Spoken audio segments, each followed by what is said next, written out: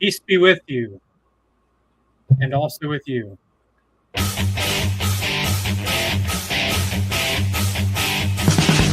Aaron Judge is a better version of Brock Lesnar. What is something you love as much as the Charmin Bears love wiping? As an opposing fan, you'd probably see his face and want to sock him between the cracks.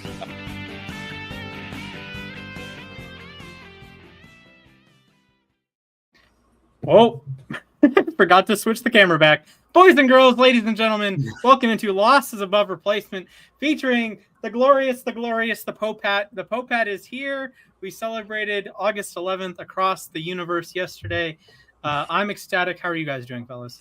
I'm going to tell you right now, Splash, the only thing that saved that intro was the hat. No, honestly, we're doing all right over here.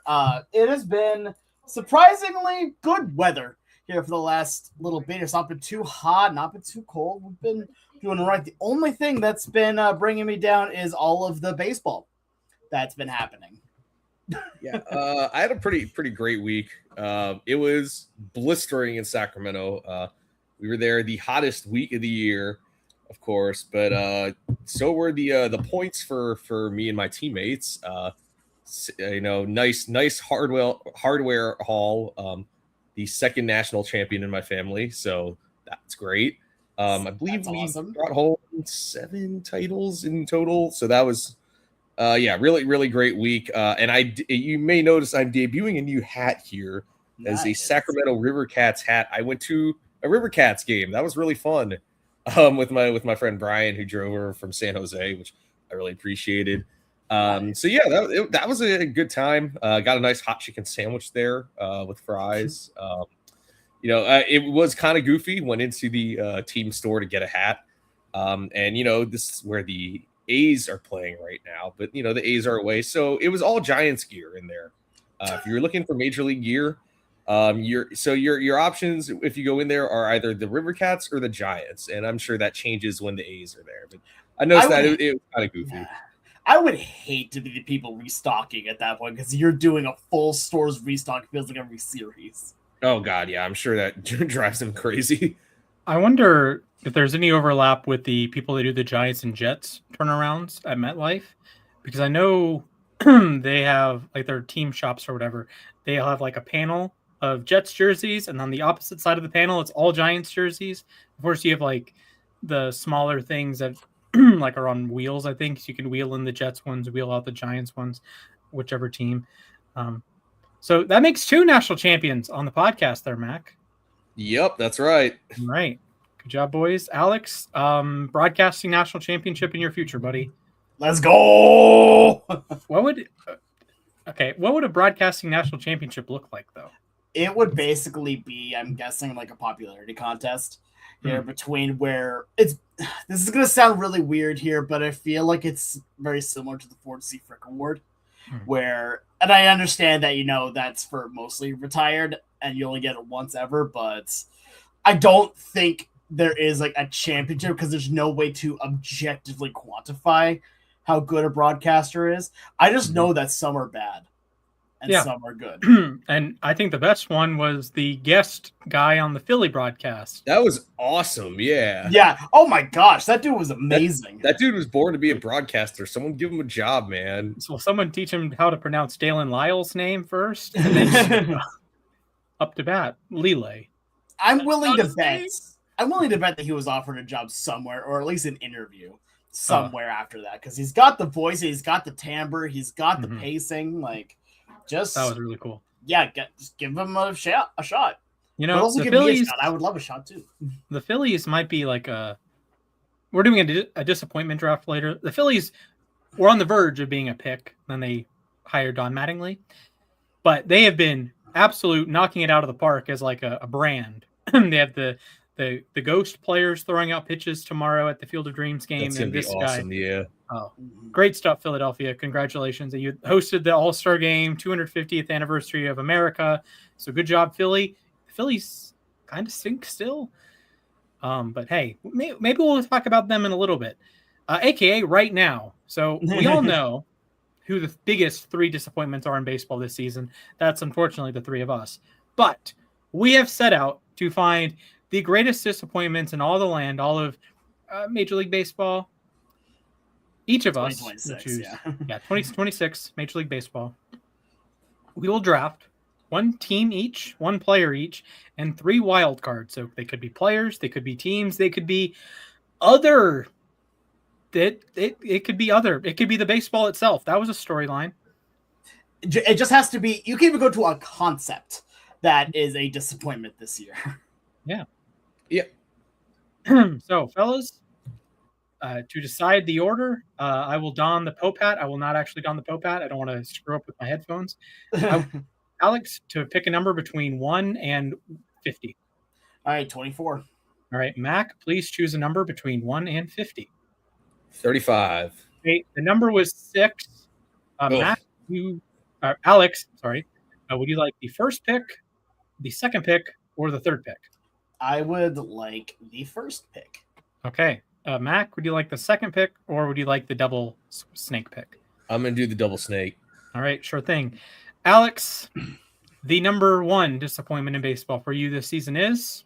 It's Cal Raleigh. Like, I love this man to absolute death here, but I mean, come on. Like, I was actually listening to the Mariner broadcast on ESPN right now, and they brought up a story that Cal Raleigh, if his OPS continues the way that it is the biggest drop in OPS in history in the last 100 years. The only one that was close to him was Honus Wagner. And Honus Wagner went from having a season where he hit nearly 400 and then was, still all right the next. I believe that was like an injury year or something. But look, I love my boy. I love Cal. He is legitimately one of my favorite players. The camera that is recording me at this second is sitting on top of a Cal Raleigh Funko Pop box. Like, that's not even a joke. I promise you on this. But no, you go from a guy that last year was the second in MVP. Some people said should have been the MVP. Had an incredible season, 60 home runs, and this year's batting 165. Like, it's honestly depressing to watch. And even at this point, he's even acknowledged it. There was an interview that came out after yesterday's loss, which, by the way, yesterday's loss was bad. It was just plain bad. And he came out and said, I suck. Nothing more to say on that, but just, I suck. And I feel bad for him because you can see that the man is trying with every fiber of his being to get back to what was going on last year. And there's just nothing. Like, he went from being your guaranteed number 3 hitter to now batting 7th. Here, he went from being an MVP finalist to, hey, we're going to give you more days off, Like, that's rough, especially for a guy that is as young as Cal is. Like, remember, we're not talking about a guy that's like in his mid-30s. He's in his late 20s. He's still in his prime. So I feel like at this point, after last year and the big upset that last year was, I can't justify any other pick for my first one here. Giants should have been the first pick. No, the Giants were already a disappointment well before him. So, yeah, anyway. I hate saying this, but Cal was number 1 on my big board. Yeah. It really, really hurts my soul to say, but and who knows? I feel like it was kind of mishandled. The whole injury situation might still be nagging him. Like, it hurts watching him struggle the way he is. In that interview yesterday, it's like, that's really telling. He wants to be better. He knows he can be better. It's just this, unfortunately, is how the year's played out for him. The light in his eyes, you could just see was gone. Like, there was no hope in those eyes. And that's what really hurt me personally, was that we saw this is the guy that motivated an entire city last year with using one phrase that I can't say due to FCC regulations. But now you're looking at him and you're like, what's the hype? What's the reason? Like, this is a guy that I think all of us had as at least a potential top 5 finisher in the American League MVP. I think all of us had him as the number one catcher in baseball going into this year. I don't remember fully, but I feel fairly confident. I think I finally put him at number one. Yes. We all had him at number one. Yeah. Like, even my criticism, like, I've been the low man on the podcast. Like, I didn't have him number one last year. I had Contreras one. Mm-hmm. Yeah. That, of course, didn't age super well. But, like, my criticism, I remember we talked about slumps. And I said if you had to, like, build a player to get into a slump, it would be a switch hitting catcher. Because you have so much going on. You're managing the pitching staff. You are, it's the most important defensive position, and you're managing two swings. And like, it's a really volatile position anyways. We see guys rise and fall. Adley Rutschman was, God's gift to catching. He was an all-star. Well, he wasn't an all-star his first year, but he got MVP votes as a rookie. He gets MVP votes. He's an all-star his second year. He falls off a cliff in 24 and 25. This year, he's back to being good. Sean Murphy had a 999 OPS in the first half of 23, gets hurt, and he hasn't been the same guy since. So it's just a really goofy position. And I mean, I think Cal's a perfectly acceptable number one pick from going, like, he was if you took the BBWAA and just shuffled the voters around, if you just shook and you just drew out of the hat different names, basically, he could have won the MVP. That it was on the table. He wins the MVP. It just happens the 30 voters, they voted for Judge. If you picked a different set of 30 voters, same, two New York, two Boston, two Tampa, etc., they could have picked Cal a different year. So it's just a really sharp decline. Like, where would he rank is he even in the top 5 catchers at this point? Definitely not this season, but if we're doing definitely not for the year, but January rolls around, is he in your top 5? That's a crazy, I don't want to say fall off. An uncomfortable conversation. That's going to be a very uncomfortable conversation. Yeah. I mean, I think we obviously all knew he wasn't going to hit 60 homers again this year. Yeah. I just don't think we all expected it to be like this bad of a drop off. Right. I mean, like we said here, this is the worst drop off in OPS since Honus Wagner. Like, that just gives you the idea of how long it has been since a player has fallen from one year to another. Like, this is going to sound kind of weird for me here. As much as last year was an anomaly, for Cal hitting all those home runs, this year's just as much of an anomaly, going from a player that was this level of good to absolutely terrible. Like, what are we doing? It's a very strange season all around, and I wouldn't be surprised if one of us picks the Mariners as a team here coming up. So, Mac, the floor is yours. Nope, it's my. It's my you. floor. You're going second. All right. You know what? I'm actually going to take the Mariners here. I could take my pick. Okay. I'm going to be honest. I was swayed by Jeff Passan here. I was going to take the Mets, but I saw a clip of him. Like, we talk a lot about the Mets, but actually the disappointing team is the Mariners, because I don't want to steal the thunder if either of you choose the Mets. We've seen this with the Mets before. It would be like if the Jets suck this year, like when the Rodgers thing happened a couple years ago. It's the Jets. What are we expecting? It's the Browns. What do we expect? It's the Bears. What do we expect? That sort of deal. With all due respect, the Mets kind of fall into that bucket of, if not, it's not if they're going to screw up, it's when they're going to screw up. The Mariners, they were a game away from going to the World Series twice. They were like on the cusp, and they were everyone's pick. And like all off seasons, the Yankees were favored by Vegas, and the entire off season, Seattle's better than the Yankees. Who's pitching game 4 for the Yankees? The Mariners have 5 aces. They have the guy who should have won the MVP, because Cal is a bigger personality than Aaron Judge. Aaron Judge is pretty milquetoast. Cal is literally called the Big Dumper. Like, he's literally called the Big Dumper. You have Julio Rodriguez. I will say, Cal is very low, very soft spoken. Sure, I'll be very clear about that. He's not the big personality. Sure, but it's the not Cal. It's like the idea of Cal Raleigh, not necessarily the person Cal Raleigh, but like Aaron Judge, he's known as being boring. Like, it's just kind of the Derek Jeter mold of.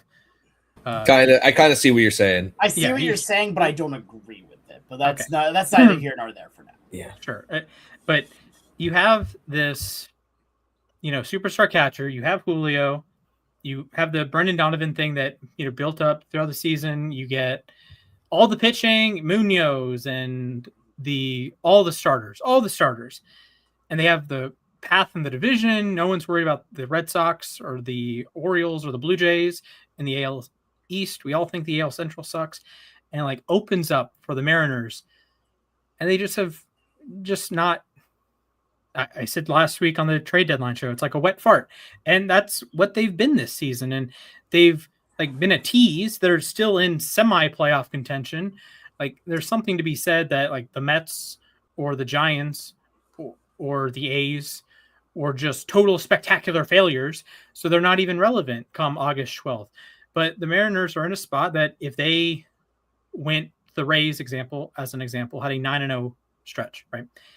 If the Mariners went on a 9-0 stretch, they would probably lead the division after that.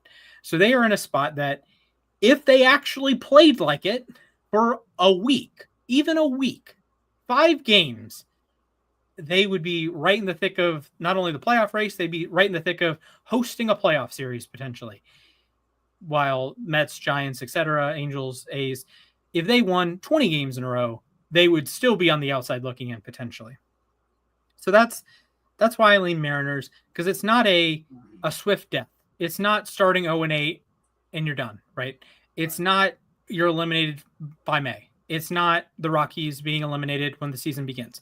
It is a slow and painful march towards the Septembers. Unfortunately, Alex has become all too not fond with, all too familiar with. That's the word.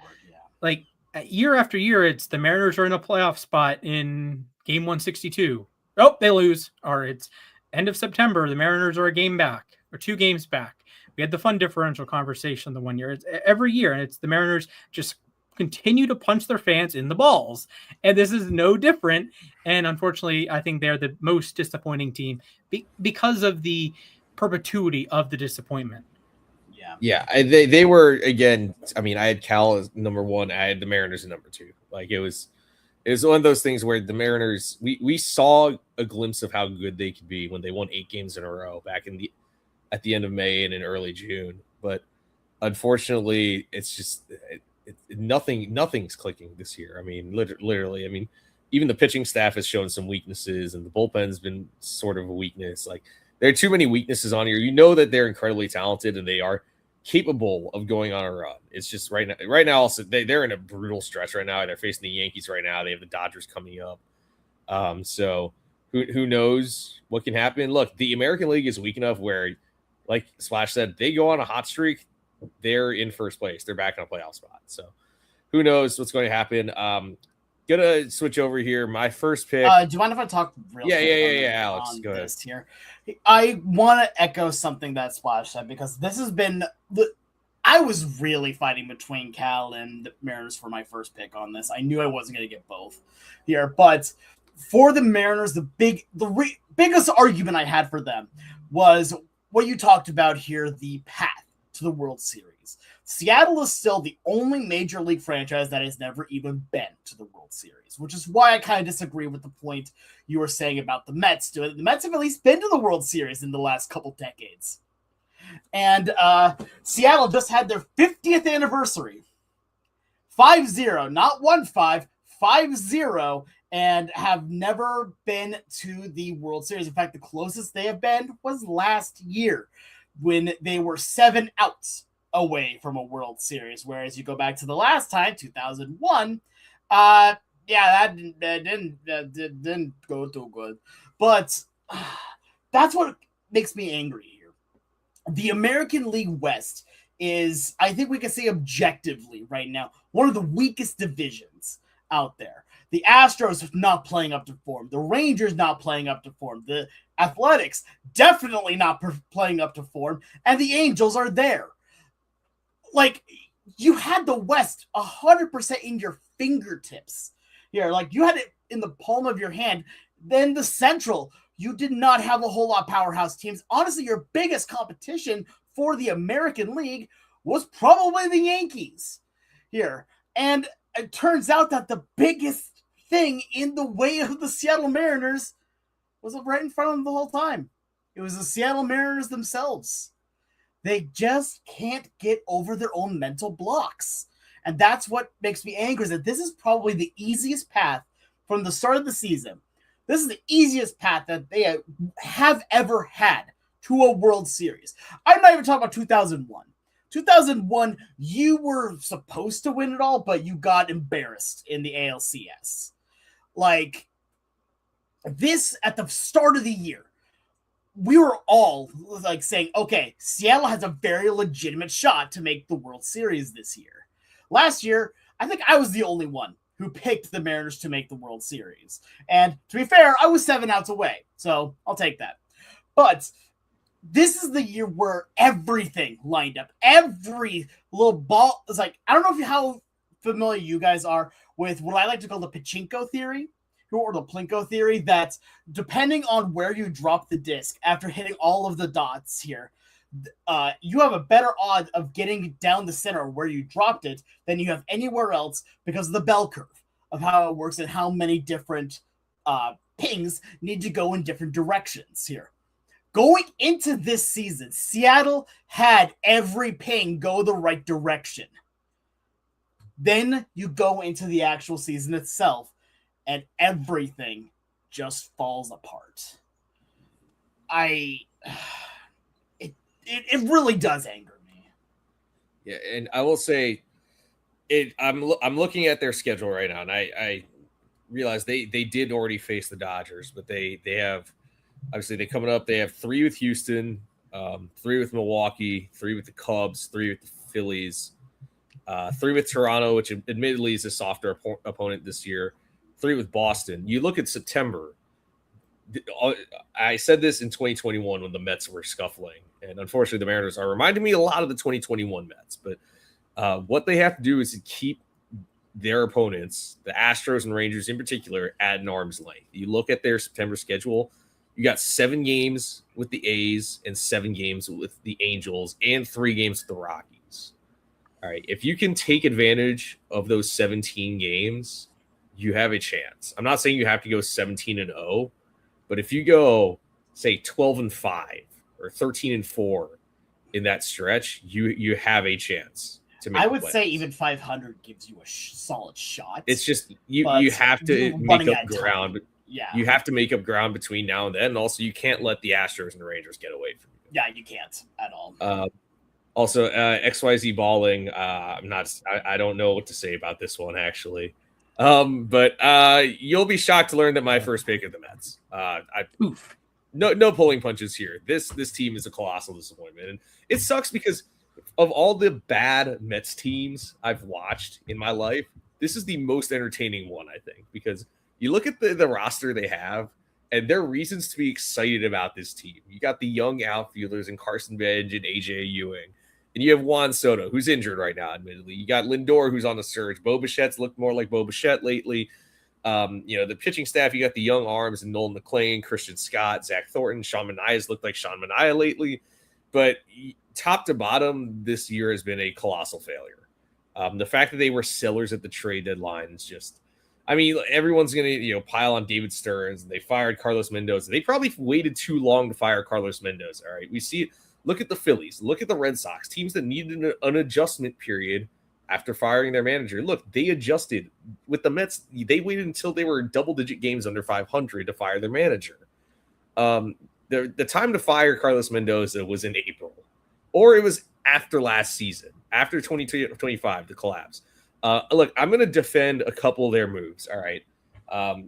Trading Jeff McNeil and Brandon Nimmo, I think, were perfectly reasonable moves. All right. Those guys are in their mid-30s.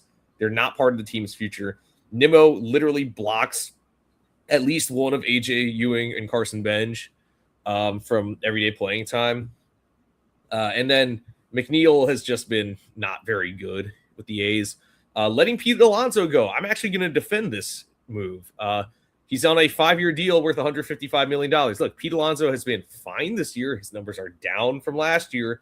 And like I said, this is the first year of a 5-year, $155 million player. You are paying this guy $31 million annually for his age 32 to 35 seasons. That's not a way to start it. But I mean, you look at all the guys they brought in, and somehow the guys with the back of the baseball cards that indicate they should be good players are not doing it this year. I might bring him up later, but Freddie Peralta, thumbs down this year. Devin Williams, he's gotten quite a bit unlucky, but again, it's been disappointing. Bo Bichette took forever to get going. I mean, I could go on. And Jorge Polanco, God bless, man. I don't even know what to say about that. I mean, it's the one thing with the nagging injuries, but to come up and just, he's one of the worst players in baseball, and he's barely played this year. Like he's racked up over a -1 WAR under -1 WAR. So yeah, this year has been a colossal disappointment. I know everyone wants to pile on David Stearns for the moves he made, but he got guys whose stats indicate they should be good players. They were projected to win the division this year. We unanimously picked them to win the division. They were basically every outlet had them projected to win at least 90 games. And here we are, 15 games under 500 right now. So the Mets are easily my number one pick here since the Mariners flew off the board. And I'll just segue right into my second pick.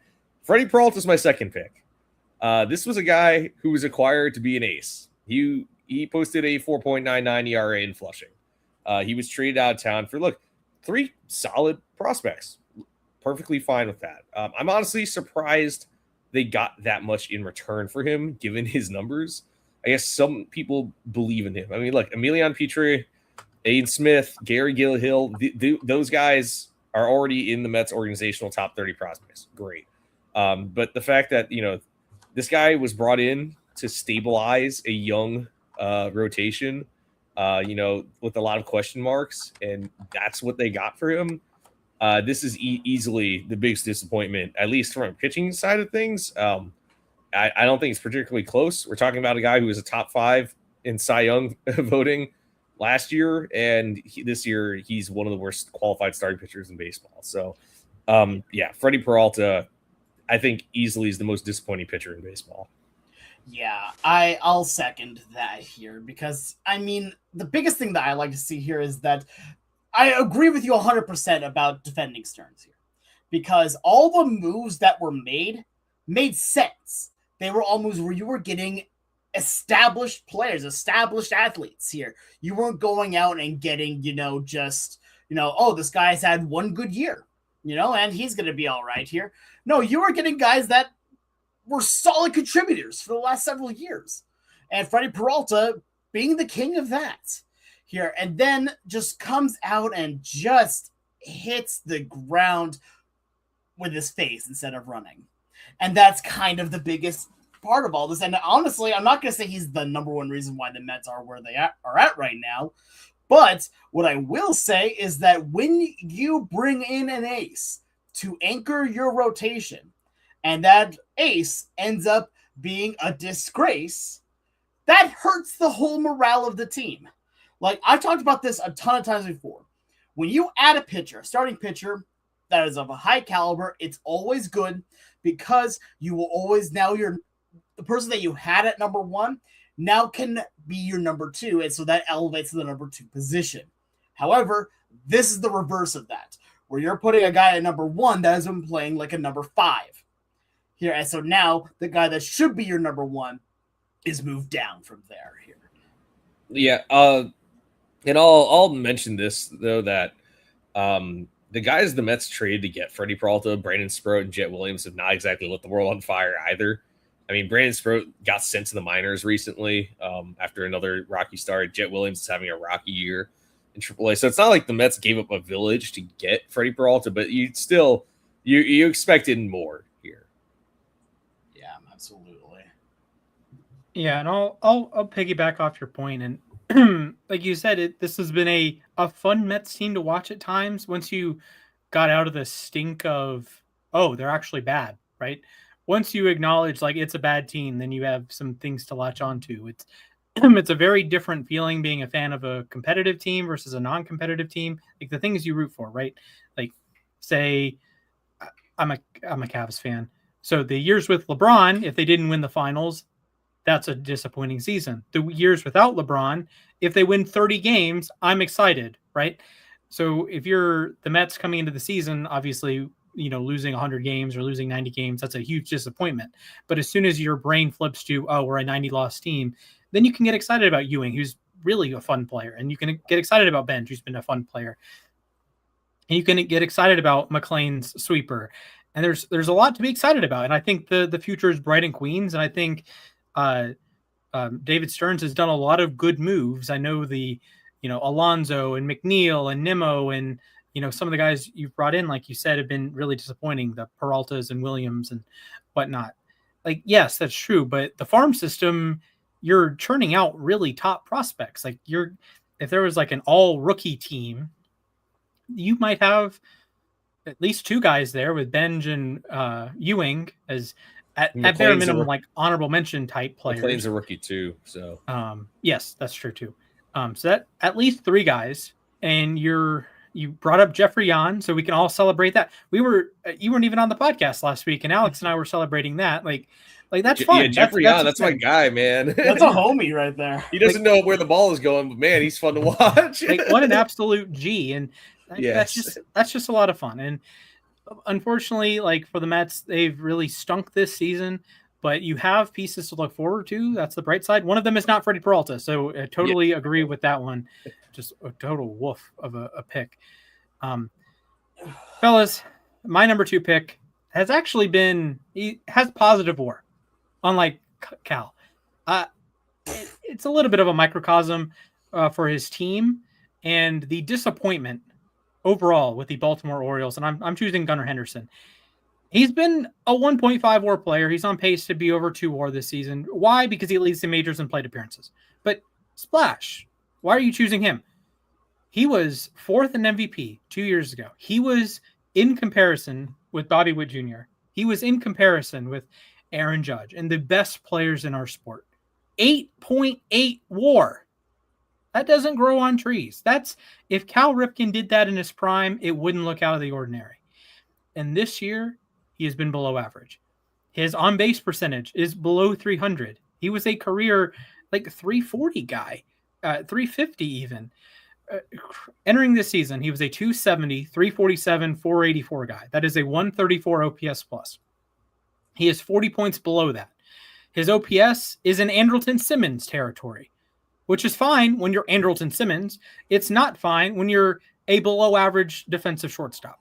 DRS -5. And I think Henderson is a perfect microcosm. I probably could have chosen Adley. Adley's actually been quite fun, but he is an embodiment of the Orioles' whole shtick not working because he's not an Oriole anymore. And now he's tanked the Red Sox, I guess. But with Gunnar, he was right there with Bobby Witt in 2024. We could have had an argument. He was the best shortstop in the game, and this is a loaded shortstop class. You still have Lindor, you have Witt, you have Henderson. Perdomo was a top MVP finisher last year. Trey Turner was excellent, and Gunnar was right in the thick of it. And the same year that Bobby Witt had 9.5 WAR, Gunnar has over 8.5, and Gunnar is a below average player this year. He is by WAR. He plays shortstop, so he's going to turn out all right. But wins above average, he is negative. This is Gunnar Henderson. This is one of the brightest players in our sport. And the Orioles as a whole have been disappointing this year. They're under 500. Their playoff chances are in the single digits or the low double digits, depending on who you ask. They have been really quite disappointing. And you ship Adley out of town. He was the one hitter on the team that was an all-star this year. Alonso maybe in a different year. He's been all-star level. Taylor Ward's been fine. But, like, yikes, man. Like, none of this young core. Like, Alonso, he's an addition from out of town. Taylor Ward, you traded Grayson Rodriguez for him. Maybe he's a disappointment in another timeline. Kobe Mayo has been a below-average hitter. Jackson Holliday missed about half the season. He's been a solid hitter. I'll give him his credit there, but Basayo, he's hurt right now. Cowser, below-average hitter. Like, it's been an unfortunate turn, and I think Gunnar is the microcosm of that whole downturn. Yeah, he's easily the most disappointing player on that team. And you look at his Baseball Savant page, and like everything's a career worst. Even his bat speed, like even last year in an injury shortened year, he put up over 5 Baseball Reference WAR. Like this is, and we're and they're already rumbling starting, but like, or fans are starting to wonder. But how much longer is he going to be in Baltimore? Unfortunately, this is a question we have to ask. I mean, we saw it this past year. Adley coming off a terrible year, he has a somewhat decent year, and he's on his way out of town. He's in Boston now, so it's going to be another uncomfortable conversation at some point. But how much longer does Gunnar Henderson have in Baltimore, realistically?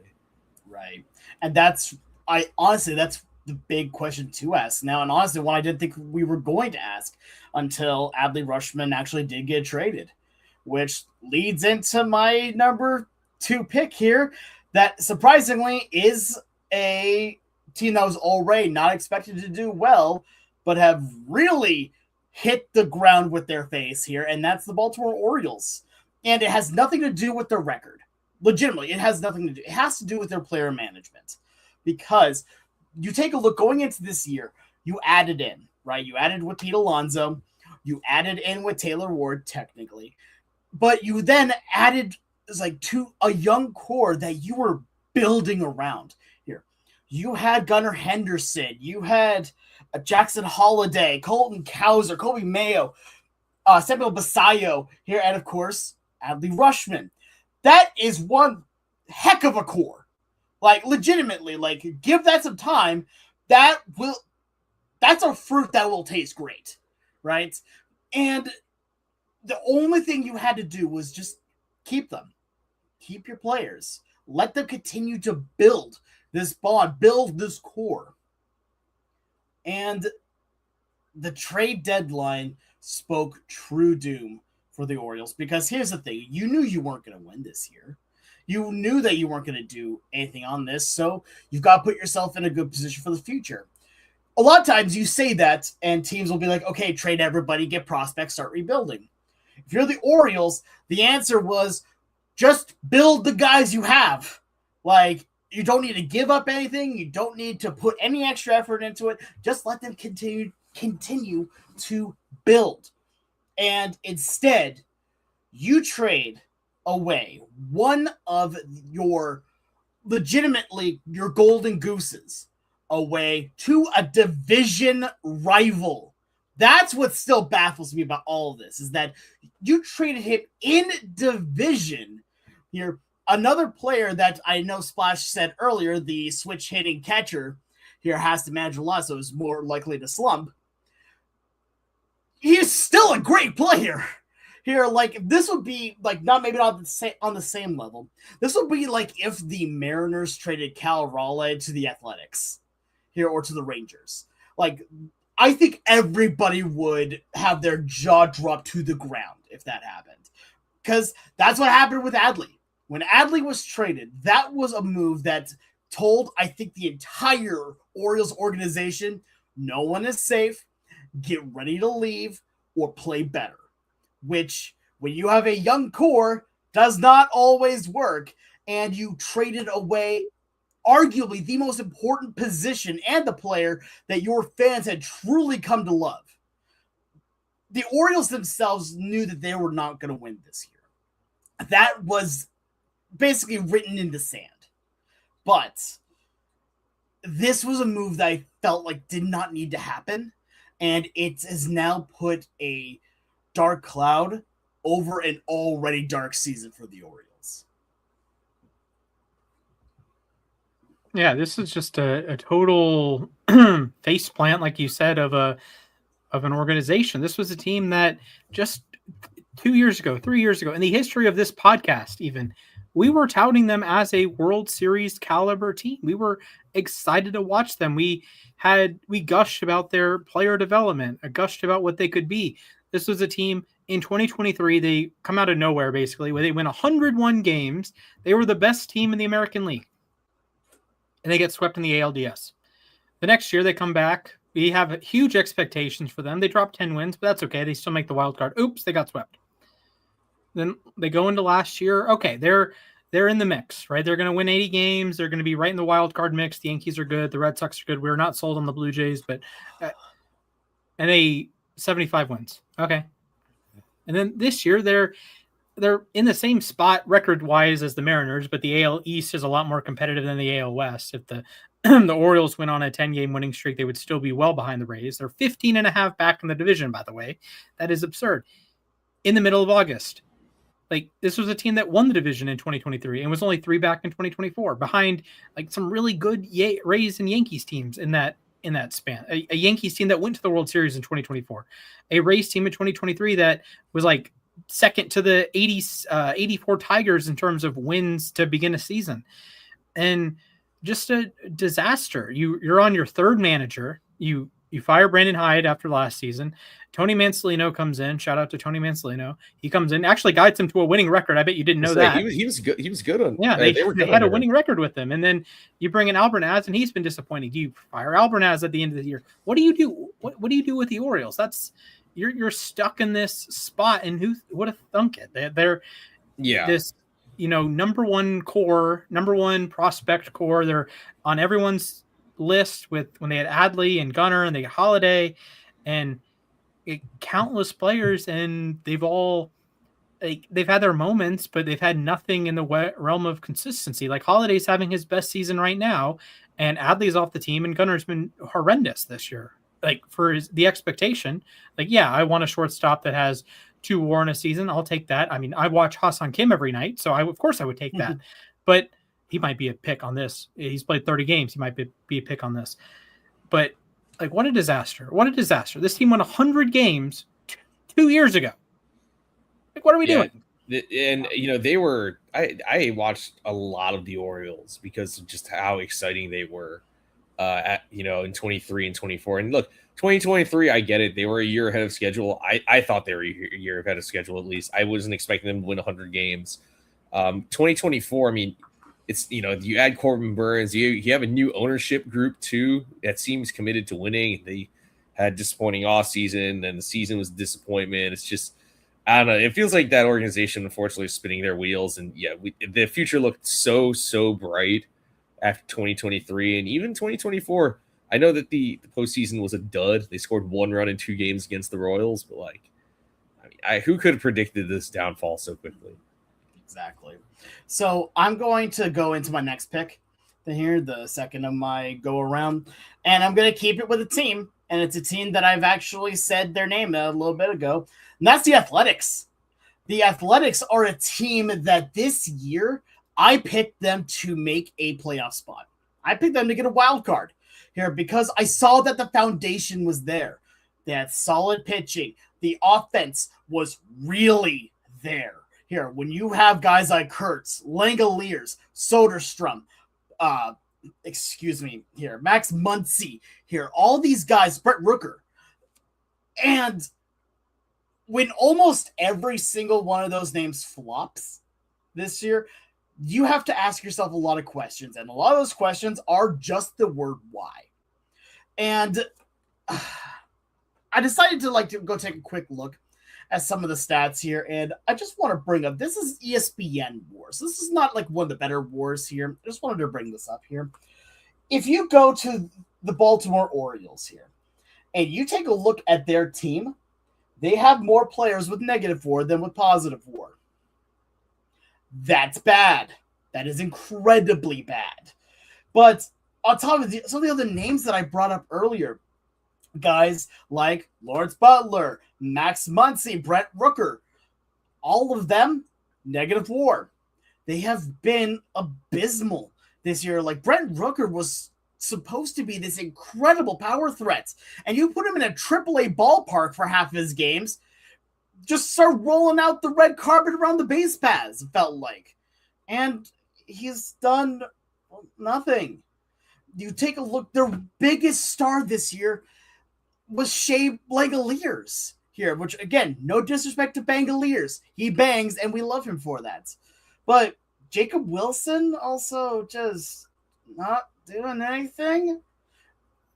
The American League West, like we said, is one of the weakest divisions. That was one of the reasons why I picked them here, because they were a team that was on the rise. You had a lot of great players to make things work.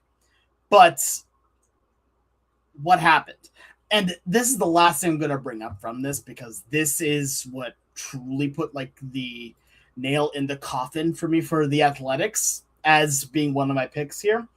We talked a lot about how the American League West is still open for the Seattle Mariners.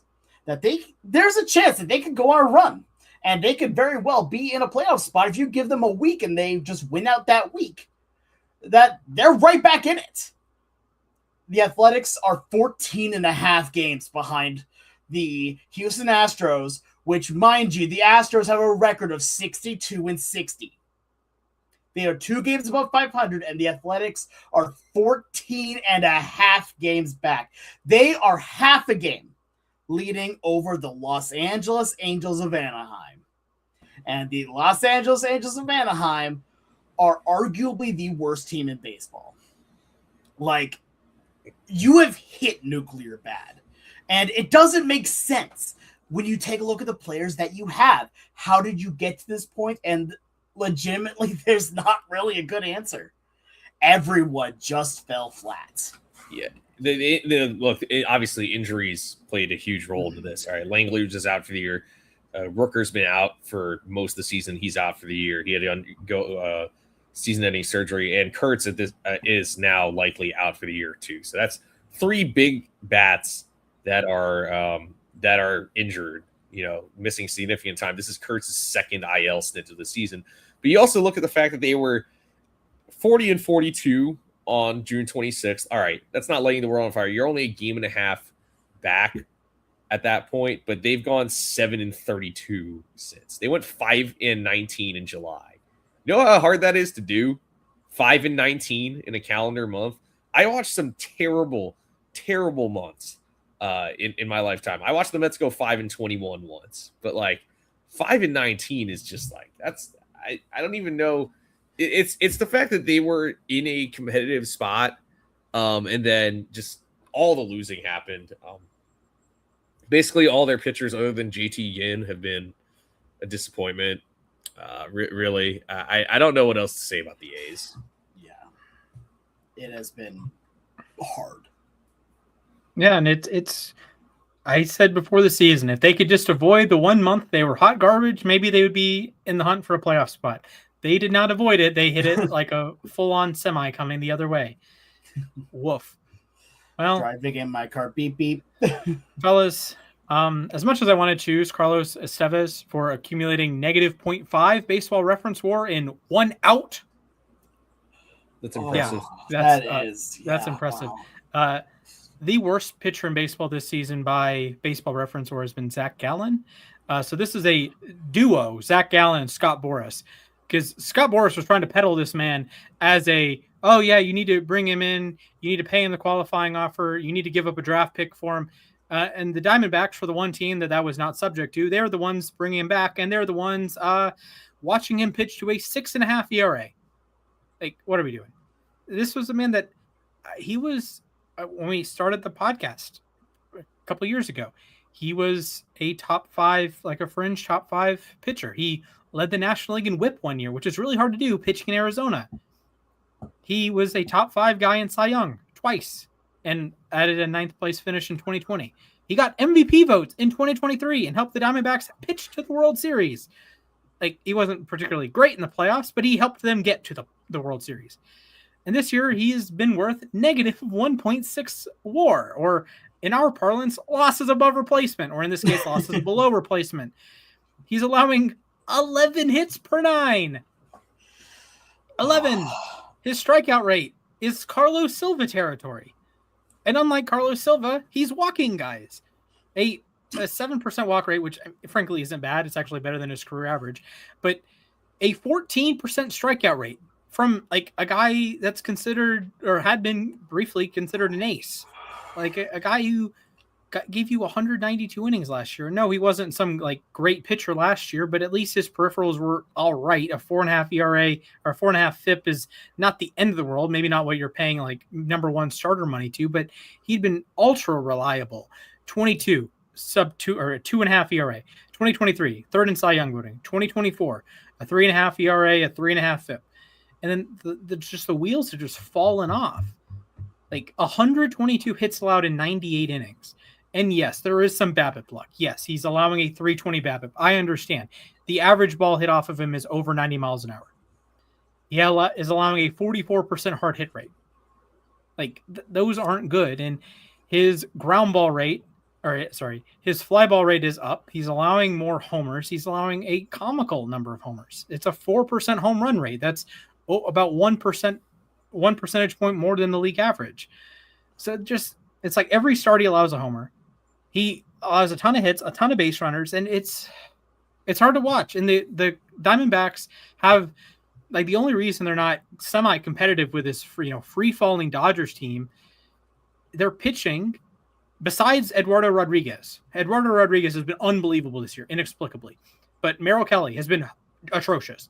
Is arguably been even worse than Zach Gallen. Zach Gallen, atrocious. 66 ERA plus. What are we doing? Ryan Nelson, who gave them 15 starts at 80 innings. Really bad. Like, these guys all have FIPS in the 5.3s. Kelly's a little bit higher, 5.57.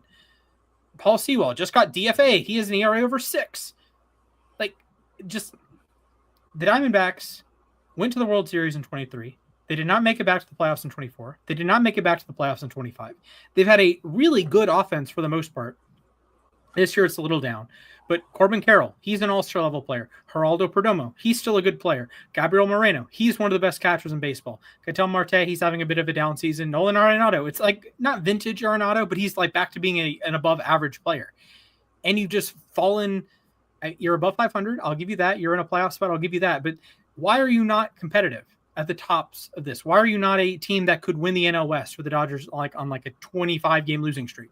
No, because you can't pitch. And Zach Gallen came in and gave you the worst 90 innings any pitcher's given any team this season. So good riddance. Yeah, I frankly, again, it's one of those things where you just don't expect it to happen. Like, you expected last year to be the worst you would get out of him, and he's just somehow failed to meet expectations again. I mean, this looked like a qualifying offer guy, but like, I thought Freddie Peralta was having a bad year, but like Gallen admittedly has been worse. Alex, do you have something there? Yeah.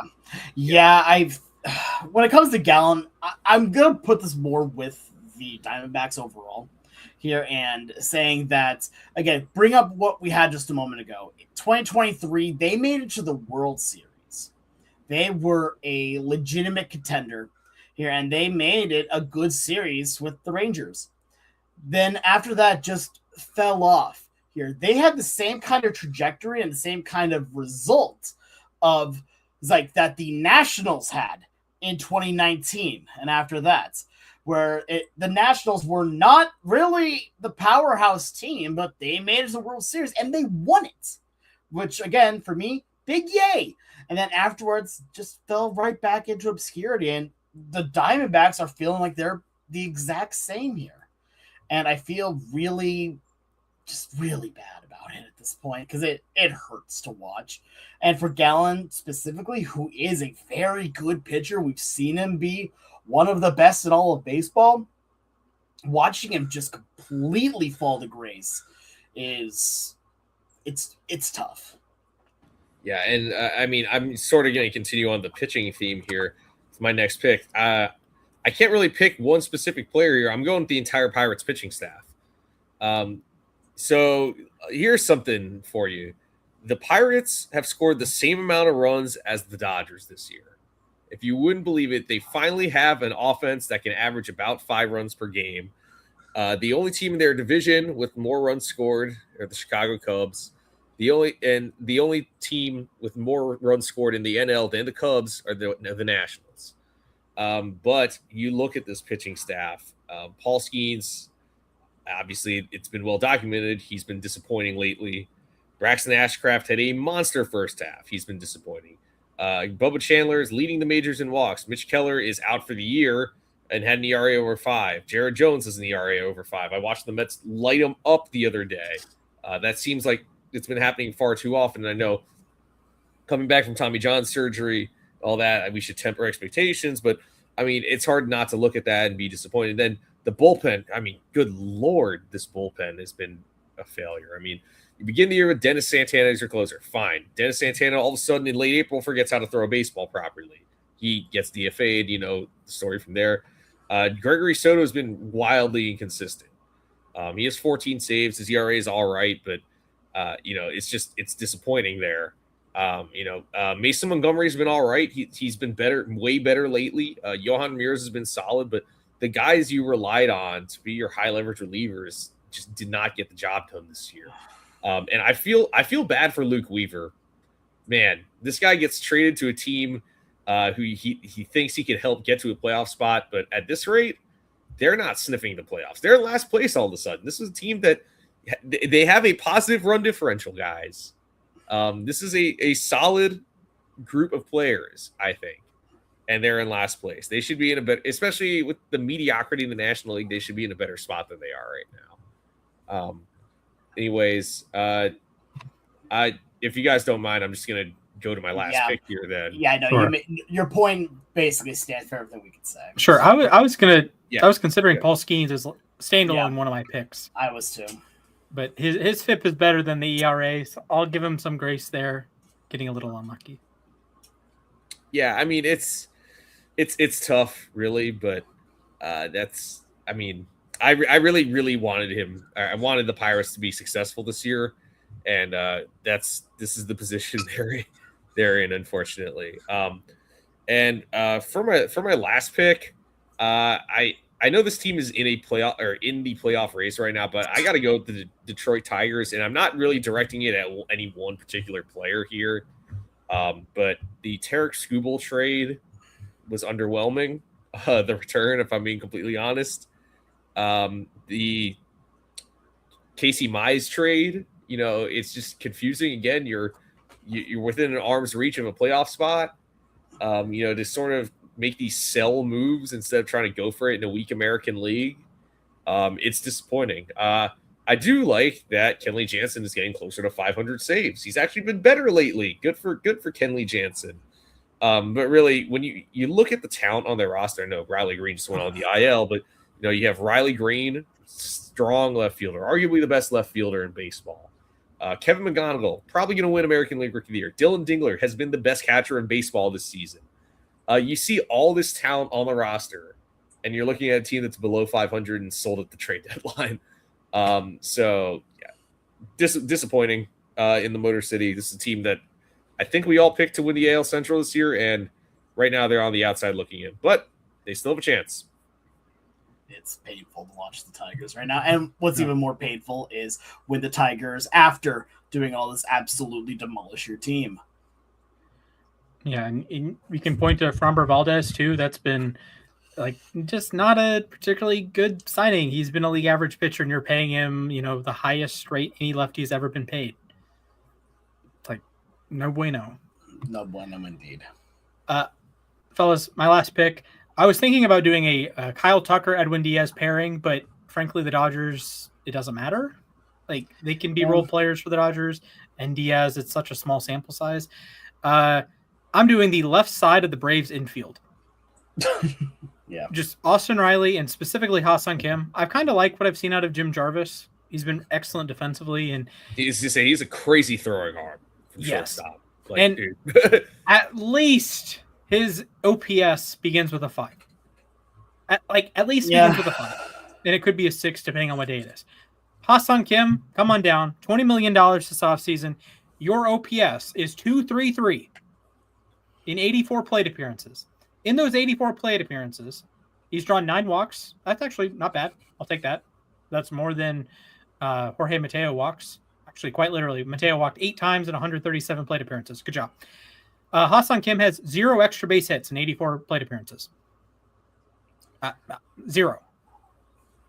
Not one random double.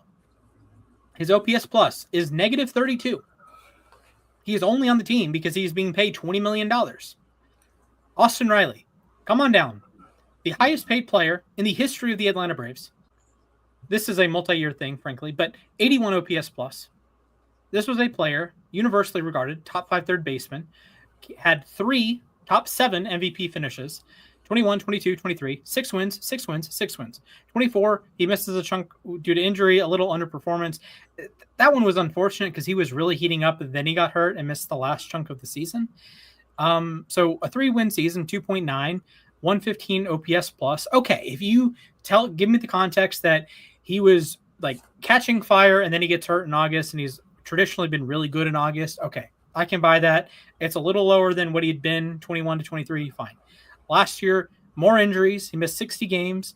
Was a little bit worse at the plate, 105 OPS plus. He had made some defensive strides, depends on what site you're looking at, but my eye test watching a bunch of Braves games, he began to look a lot better. He looked more confident. This year, just the bottom's fallen out. He has a 295 on base percentage. This was a player that 3 years in a row had 30 home runs and 30 doubles and drove in at least 90 runs for what that's worth, and scored 90 times. This year, he's on pace to score like 70 runs and drive in about 75. And he's going to have, if he gets to 20 doubles and 20 home runs at this point, that's probably a win. He has a 6.57 OPS. That is below the career mark of Andrelton Simmons.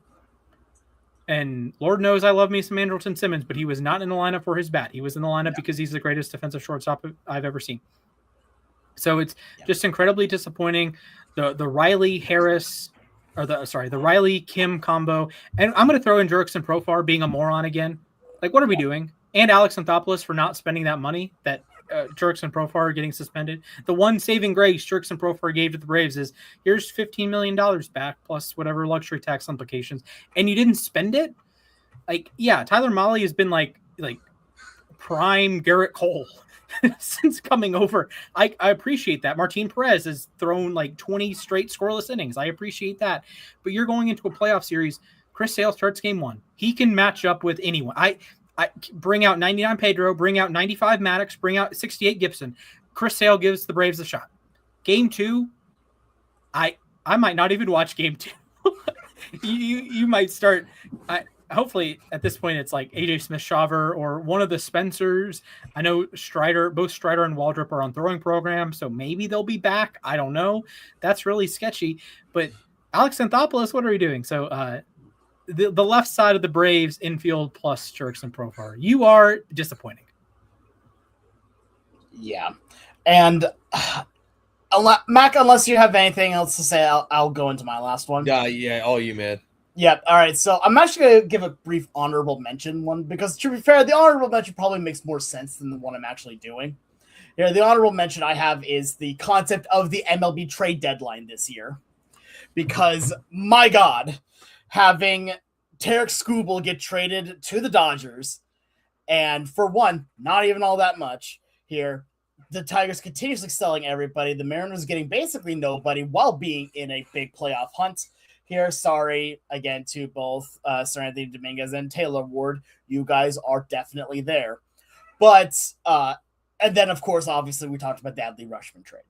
So, the one that is the one I'm putting at this spot at the very least here, I'm going all the way back to the World Baseball Classic, and I am putting the moment that Cal did not shake Randy Arozarena's hand. Look, I understand we need to be over this, and very much so, yes. But I just want to throw something out to you guys here about this. I just want to throw something out. That moment was the true start of the Mariner season. Because that was when you had two of your best players come together. And for a team that last year was all vibes, Mr. Good's, they were the team about good vibes.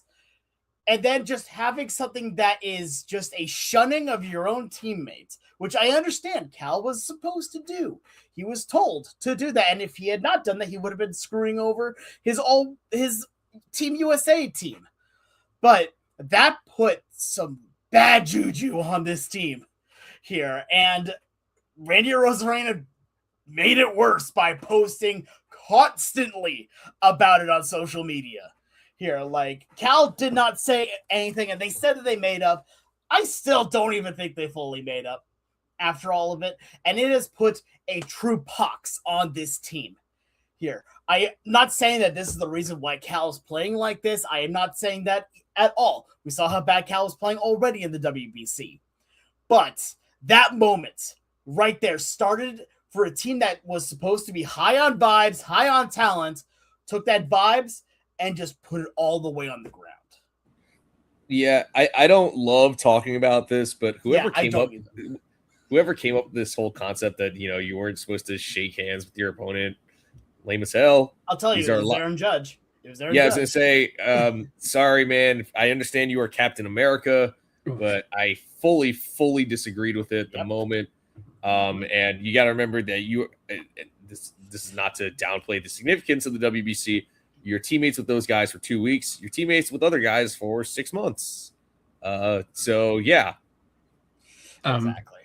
Honorable mention, the Team Italy espresso machine. I think it sapped Vinny Pasquantino of all of his baseball playing abilities. I'm disappointed by that because I loved Team Italy and their vibes, and the espresso machine was awesome. But yeah, what happened to Vinny this year, man? Also, to your point about the trade deadline, the Tarek Skubal trade happened after I went to bed, so I missed it. I woke up at about 6 a.m. the next morning and found out about it. I mean, we were trying to text you, trying to catch you. I was out like a light, dude.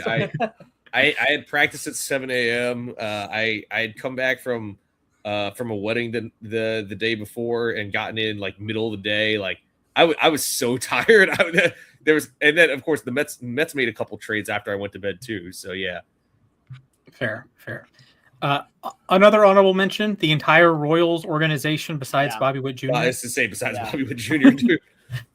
So, all right. So that was our disappointments draft. Who did we miss? Who did we disappoint you by who did we disappoint you by omitting from our draft? XYZ balling. We did not include the Giants. So the Giants were disappointing. Certainly, other teams have been disappointing. The Phillies were disappointing for a while. They bounced back. The Tigers, like you said, are back, sort of in a playoff spot. But kinda. What's the point? But fellas, we have a trivia segment with a lot of points. I will return the Pope hat. We have a special trivia segment. I'm the sort of Catholic, right? It's in my dating profile that I'm Catholic. Okay. Great. So, that's a great soundbite, by the way. Yeah. So, fellas, do you know what role is below the Pope? Who votes on the Pope to be the Pope? Isn't it the Archbishop? No. It's not. It's Cardinals. Cardinal, yes. I knew that. As so happens, Major League Baseball has a team called the Cardinals. What? They do. So we're doing Cardinal trivia. However, there's a catch. Usually, I want you to name the best at something, right? The number one. But the Cardinals are number two. So you will name the number 2 player for these career Cardinal stats. Capiche? All right. Great. What are the stats? Right. I would like you to choose, Mac, please choose a number between 1 and 10. 4. All right. Alex? 7. The answer is 8. Alex, you may go first or second. I will go second. Oh, all right. defer. Mac. I defer. Yeah. According to Baseball Reference, Stan Musial has the most position player WAR in Cardinals history. Who's second? That's a good one. They've had a lot of good players. I'm gonna go Albert Pujols. That was my guess. All right. Alex? You have a guess. And can I also guess Pujols, or is that wrong? Like it would be wrong. Pujols is third. Oh, okay. Let's see here. Steal the point. Yeah, of position players here. Yadier Molina. Yachty is tied for 9th with Hall of Famer Lou Brock. It is Rogers Hornsby. Oh, I should have known that. 91 WAR is second because Stan the Man had 128. Yeah, of course. So no points there. Alex, on the pitching side, Bob Gibson leads the way. 81.7 WAR. Who's second? So there's a number of names. I'm actually going to go fairly recent just because he pitched for them for a long time. That's Waino. That is correct, sir. What? Actually? Yeah, he beat out Dizzy Dean by 1.1 WAR. No way. He got more than Dizzy Dean. Oh, so it's Gibson, Wainwright, Dean, Henry, the cat freaking baby, 1946 World Series. Let's go. Followed by Jesse Haynes and a falling Pope hat. Great. So, all right, we take that point. All right. So Alex leads.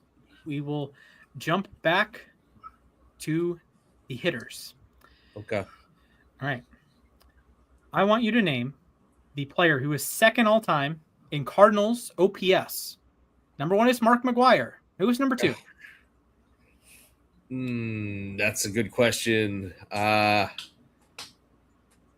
What's the benchmark for plate appearances? Also, 5,000. Okay. I thought. I'm gonna. I think it's 3,000. I'm gonna guess the guy we said earlier, but I'm not really sure. Is it Rogers Hornsby? Rogers Hornsby is 4th. Alex, you may try to steal the point. I'm just gonna go to Pujols then. Albert Pujols is correct. What? Are you kidding me? Yes, that is correct. Pujols a 1031, just ahead of. Okay, wait. 1018. Yeah. Hornsby 995. All right, Alex. We stay with position players, although I guess this could be a pitcher, but a pitcher is not high enough. Stan the Man played 3,000 games with the Cardinals. Who is second? Ooh. Ozzie Smith. Ozzie Smith is 4th. Oh. Mac, you may steal. Lou Brock. Lou Brock is correct. Let's go. Yachty did not catch him. Lou Brock was 2289. Yachty was 2224. Wow, that's crazy to do as a catcher. Yeah, absolutely. All right. Okay, if you deem this unfair, fair enough. I think this is a funny answer. Strikeouts per 9 innings. Number 1 is Jack Flaherty. What? Number 2, I'll give you a hint. It's a pitcher that has pitched since 2000. So it's not like, Dizzy Dean or something. Yeah. Who is number 2 Cardinals strikeout per 9? Is this just starting pitchers? Yes, he is a starter. Oh, okay. He's essentially a starting pitcher. He pitched 139 starts for the Cardinals. 139 starts for the Cardinals, and he made an all-star, 2 all-star games. 2 all-star games. I have a guess, but it's Max. And he struck it. Oh my God, that's crazy. So wait, what'd you say the number was for Flaherty? 10.038. 10.038. All right. I think I know the answer. The 2 all-star games might have given away. Is it Carlos Martinez? It is Carlos Martinez. Let's go. Okay, that wasn't what I was going to say anyway. I was going to say Kyle Loesch. He was a reliever at one point. He was a closer. Yes, so he split time starting and relieving. Yes.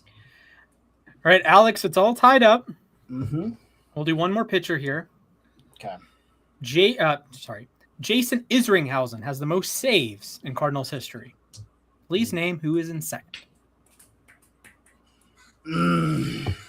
Oh, okay. I'm going to take just because he was good for a while. Oh, man. I'm having trouble coming up with good catch. I'm just going to go with Helsley. He is 6th. He did crack 100 though. Okay. Yeah, he has the single season saves record. This is tough because I know Isringhausen had over 200. Yes, 217. 217, yeah. So he's definitely the franchise leader. I'm trying to think of guys who also stuck around long enough to be second. That was my issue, yeah. Yeah, that's the tough part. 217 is a high bar to clear. I'm not sure if this guy hung around long. God, this is actually driving me crazy because there are a couple guys I know who were very good, but I don't know how long they played for the Cardinals. Is it Bruce Sutter? Bruce Sutter is 4th. It is Hall of Famer Lee Smith at 160. I knew he was one of the Hall of Fame relievers. I was also considering Trevor Rosenthal since I know he had 240-plus save seasons. He was 5th. Okay. All right, we are tied. We shift back to Mac. All right. What? Oh, yeah. Yes. Yep. We shift to Mac. All-time stolen base leader for the Cardinals is Lou Brock, of course, with 888. Yeah. Who is second? Is it Speed Demon Willie McGee?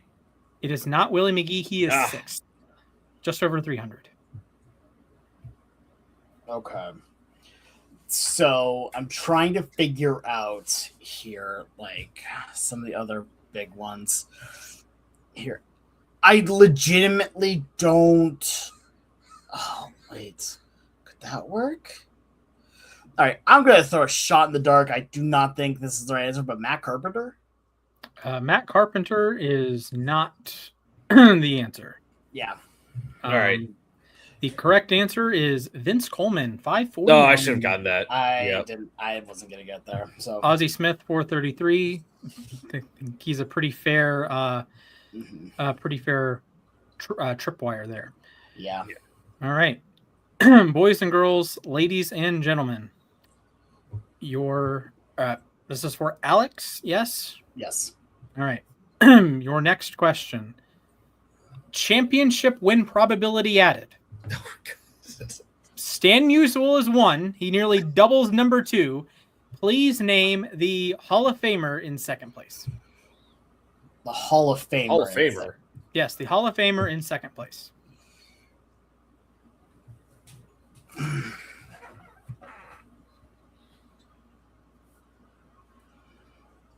Okay. I'm trying to remember if this player is even in the Hall of Fame yet. Can you confirm whether or not a player is in the Hall of Fame or not for me? Yeah. Is Pools in the Hall of Fame right now? Not yet. Not yet? Okay, cool. Thank you for that. Yeah. I'm going to go then. You said that Stan was number 1? Yes. All right, then I'm going to go with number 2. All right, then I'm going to go Ozzie Smith. Ozzie Smith is unfortunately not in the top 10. That is insane. Okay, wait. Is this just position players? Yes, or... just position players. Okay, and so we're going with a guy who's already in the Hall of Fame. Yes. Okay, Ozzie Smith was going to be my next answer. Pools isn't in the Hall of Fame yet, so I guess I have to go with Rogers Hornsby. Rogers Hornsby is 6th. It is of Mad Dash fame, Enos Slaughter. Okay, yeah. All right. By the way, Dominic Henzone just had an absolute monster throw from right field to get a runner out at second. That was beautiful. Anyway, so let's keep going. I think it's funny. I was criticizing Austin Riley. He is 3 for 3 and just a home run. Yeah. So good job. Good job. Oops. All right. McCorkle, we're going to flip to pitchers. By pitching, championship win probability added. Oh, boy. Jesse Haynes is number 1. Please choose number 2. Just ready to throw in a dartboard, I guess. Bob Gibson. It is not Bob Gibson. He is 6th. Aye. Alex. I'm gonna go with. I'm gonna say his name. Adam Wainwright. Adam Wainwright. Unfortunately, he's not in the top 10. Oh, okay. These stats do trend towards previous generations of players, just given how the championship of it all works, because the pennant used to be a regular season only thing. Right. All right. Your tiebreaker. Please text me your answer here. Great. What is the second highest win total the St. Louis Cardinals have had in a single season? The second highest. Closest to the pin wins. Second highest. If you get the first, you automatically lose. If you happen to choose that number, you automatically lose. Can I Discord or do you want to text? I just texted you. Yep. Okay, Either one works. I'll text, I guess. Give me a moment to find.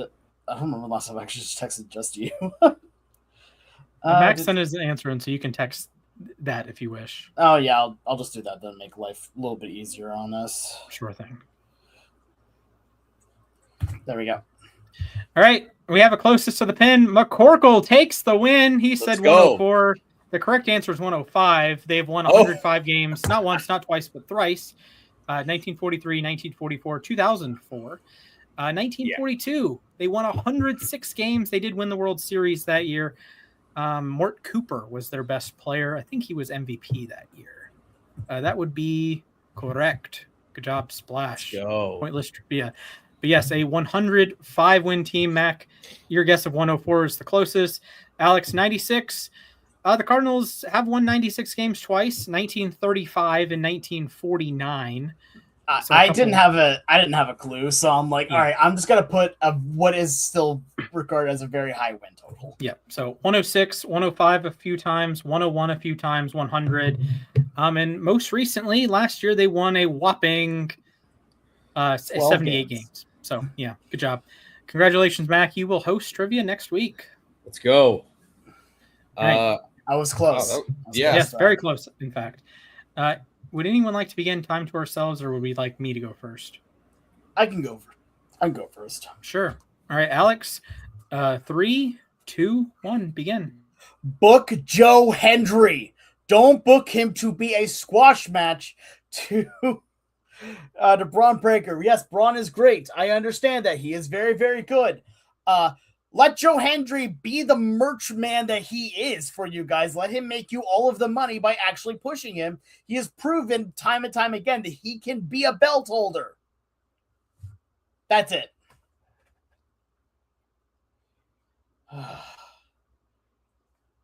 Like, no, yeah, we're good. Oh, okay. Yep, I sure just thing. did not need to go much on it. All right. Fair enough. Mac, would you like to go? You can go. Sure. Count me down. All right. Your time begins. Go for it, Mac. 3, 2, 1, go. Boys and girls, ladies and gentlemen, I encourage all of you to maybe every year or two set out some goals, set out some things you want to do, and do fun things in your life. You only live once. Doesn't make any sense for me to go to Chicago for a Pope hat and spend hundreds of dollars on hotel and airfare and whatnot. No, it honestly doesn't. My debt spreadsheet does not appreciate that. Those who know. However, you only live one time. You can get a job. You can make more money. I will get my writing paycheck hopefully this week. Hopefully. Hopefully. But I had such a fun time. Sunday I crashed, but Monday and Tuesday I got to relax on Monday. Then Tuesday I met my cousin, like an extended cousin, like the once removed, whatever. That was a lot of fun. We ate at a place that had been featured in The Bear, on FX. I ate at a downtown restaurant that was recommended to me on Reddit. And it was just so cool, man. There were 40,000 of these Pope hats. You have people walking around in Pope regalia and Cardinal regalia and priest regalia. They had Don, what's his name? Don Paul, a former White Sox player, born and raised in Chicago, born and raised a White Sox fan. Hawk Harrelson called him the Pope after John Paul. So John Paul. It's just such a cool night. And that was only possible because I set out a goal. I'm like, I'm going to this game. I said the same thing for the Tupac game. I'm going to the Tupac game. I'm getting the Tupac bobblehead because that will be stories forever. This hat will be stories forever. Is it ridiculous? Yes. Did I wear it on the plane? No, I'm not a psychopath. I'm close, but no. I encourage you to experience your life. I've said before to accidentally your way into situations. Well, I was in Chicago for the event, but I accidentally found 2 awesome places to eat. Like I had a great chicken parm. I had a great conversation. A tourist, he was, hopefully this is a real dude, but a tourist from Cleveland. He said he worked at Lowe's and he was part of a team that installed LeBron's bathroom, a $1.3 million bathroom. Like that was only a conversation I could have had. I had 2 awesome Uber conversations with my Ubers from the airport in Chicago and then back to my apartment here in DC. 2 awesome Uber conversations, awesome food, just an awesome experience. I rode the L, so I took the L, fellas. You can clip that. But man, just enjoy your life. Like, do I have depression sometimes? Yes. Do I have a therapist? Yes. But this week, honestly, the week didn't even go all according to plan, but it ended up being so fulfilling. It was so cool to just see all the Pope hats, like Southpaw, the White Sox mascot was dressed up in Pope regalia. That was just so cool, man. And that's like part of the human experience is doing things with other people. And that was awesome.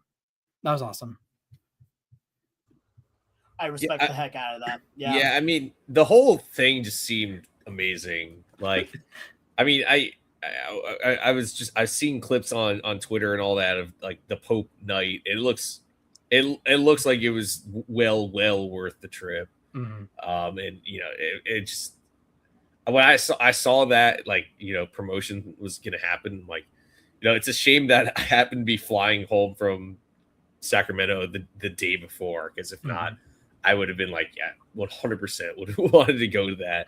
Yeah. So, And like, yeah. I know one of my sports regrets is not going to Ricky Henderson bobblehead night, though last week the A's were in Oakland. Like, that's going to eat at me for a while.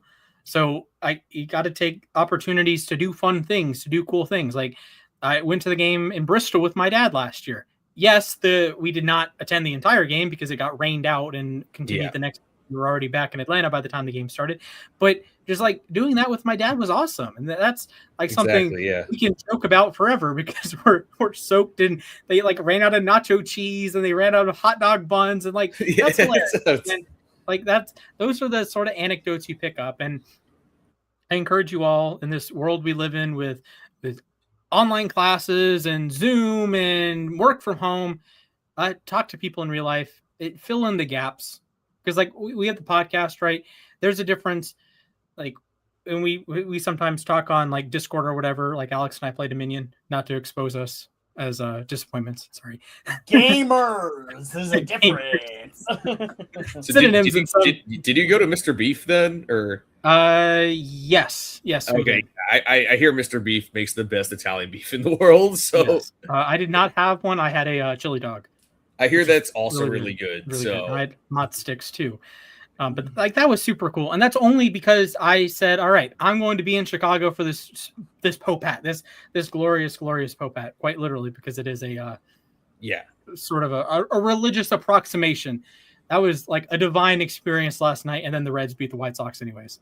So atheism wins? Question mark. All right, Mac. All right, 3, 2, 1. Yeah. So.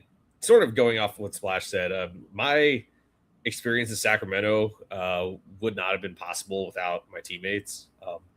I could go on and on about how awesome the meet was. I won my first national title, and it just took doing a race that I hadn't competed in 7 years to win it. I was second overall among all age groups. I had a great competition with a guy who beat me in a different race earlier in the week. That part was awesome. Getting 6 total medals, a national title was great, but really just the whole experience that week, spending it with my teammates. It was really, really hot in Sacramento, but we all hung out continuously. We were rooting for each other. Every time someone got up to race, we got behind them. We were supporting them. They supported me, which I really appreciated. Some of my friends who weren't on my team, they also stuck around, supported me. They watched on the live stream. I got to see some of my friends win national titles too. One of my teammates had never been to California. Guess what we did? We took him to In-N-Out. First time he'd ever had In-N-Out. And he really loved it, which is great to see. He's not from here. He just moved to the States 3 years ago, but for him to be there, I felt like it's like a seminal moment in life to go to In-N-Out for the first time. So that was great. Going to the River Cats game was awesome.